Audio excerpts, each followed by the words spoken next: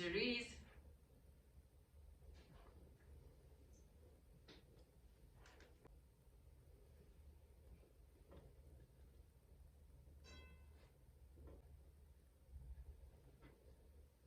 Hey guys, welcome back to the channel.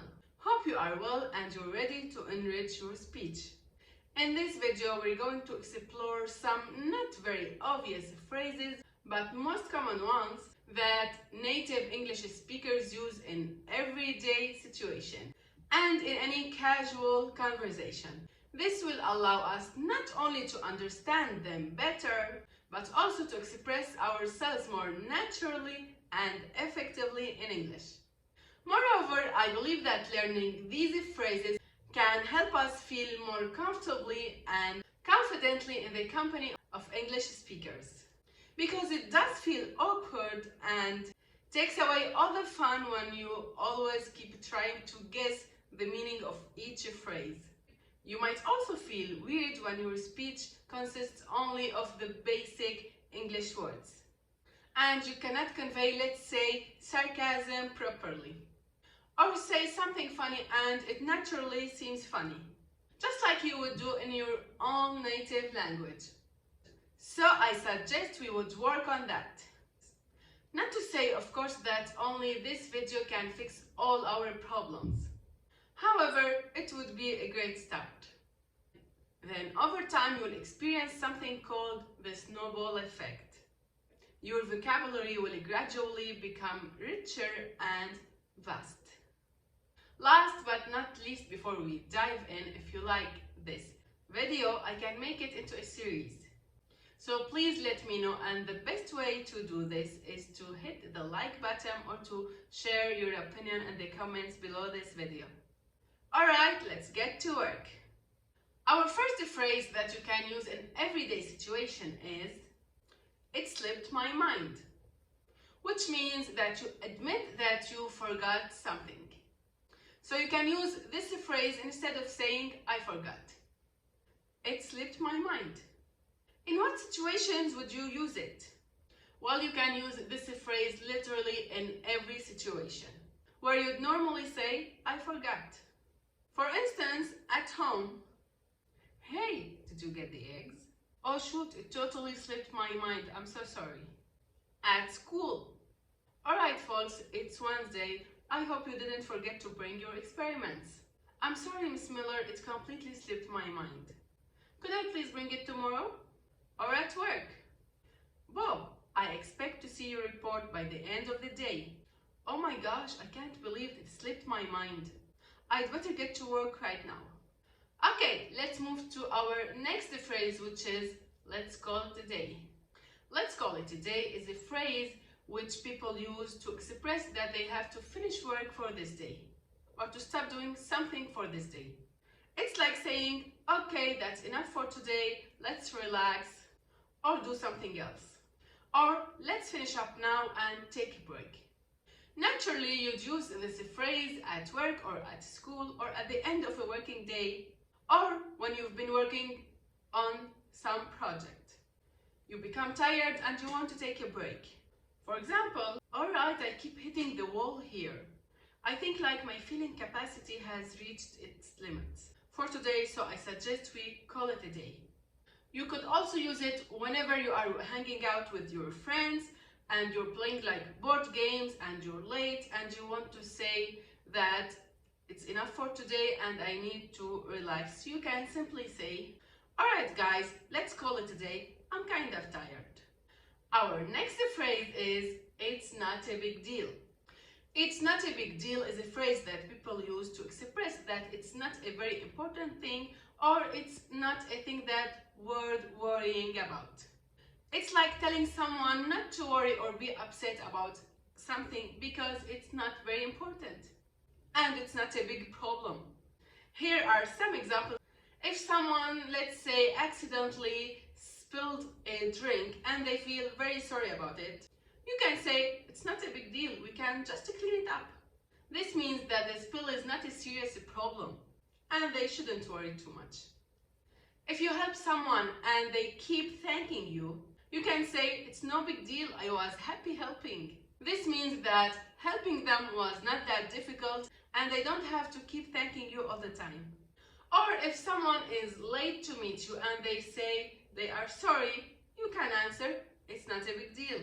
I didn't wait long. This means that waiting for them was not a big deal and didn't cause any trouble for you. So they don't have to be sorry about it. Let's move to our next phrase, which is that's up in the air. People use this phrase to say that something is undecided or uncertain. It means that a decision has not been made yet, or simply nobody knows what will happen. It's like saying that something is floating in the sky and you can't quite reach it or know where it will land. Let's take a look at some situations where you can use this phrase. Imagine that you and your friends are planning to go to a vacation, but you haven't decided your destination yet. If someone asks you where are you going on your trip, you can simply answer that's still up in the air, we haven't decided yet. This means that the destination of your trip is still uncertain.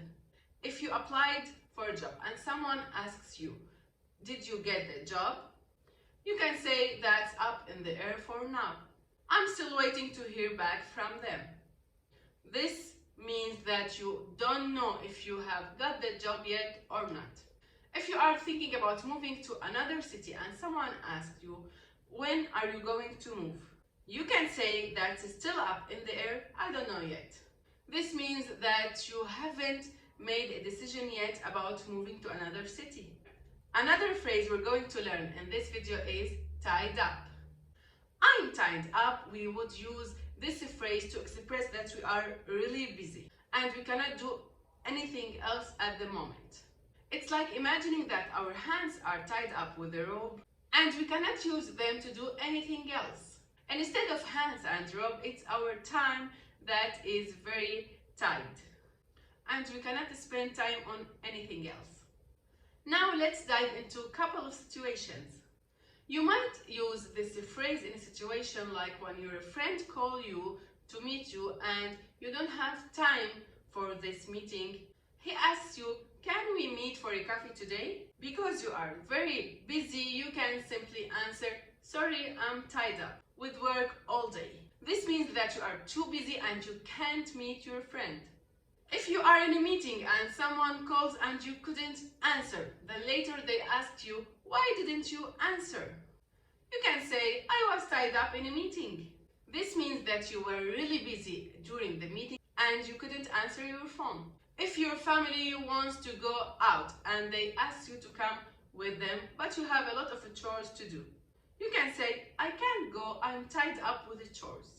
This means that you are very busy doing the chores and you cannot join them.